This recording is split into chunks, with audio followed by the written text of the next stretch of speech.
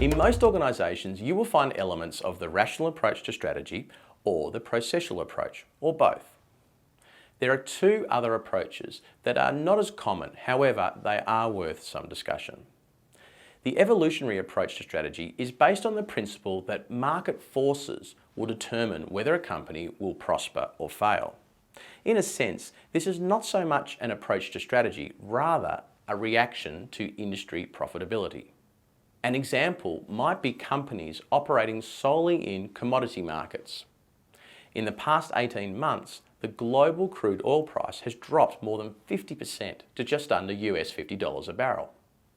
The Arab State Alliance of Oil Production, OPEC, have allowed this to happen by continuing to maintain high levels of market supply. Many of the shale oil and gas companies in the US will now be forced to sell their product at a loss or cease production because they simply cannot compete with the large producers on cost base.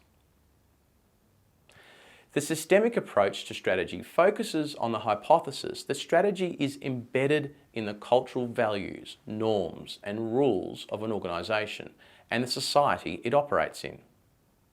This category is really not that different to the processual approach in that the culture of an organisation is always going to have an influence on the bottom-up aspects of building a strategy, and especially on how a strategy is implemented. The examples that are easier to study or might be part of an exam question are likely to be about larger companies. Cadbury's history of being owned and operated by Quakers is one example where values and norms play a significant role in how a company sets its strategy. Their strong beliefs in campaigning to end poverty influenced how Cadbury ran their own operations and set their strategy.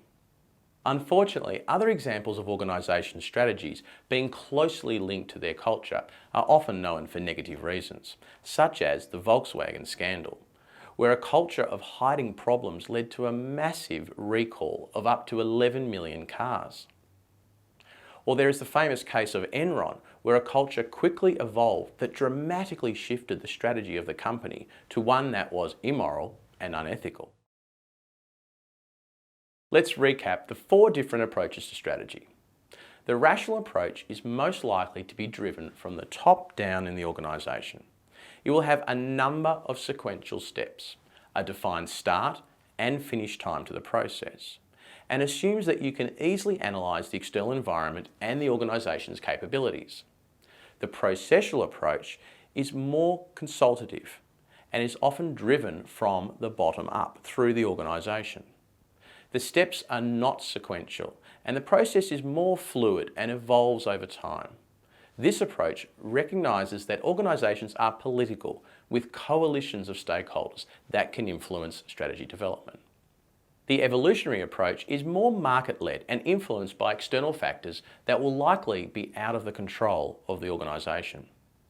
There is an element of trial and error through fast product development. It's also likely to work better in an industry where there is a high level of uncertainty of future industry profitability. The systemic approach is closely linked to cultural and traditional values, which can be related to both the company and country. These organisations will likely have internal stakeholders that have a strong influence over not only how strategy is developed, but all aspects of the operations and culture. The systemic approach has shown to have both positive and negative effects, but is also difficult to change quickly as it will be strongly embedded in the organisation.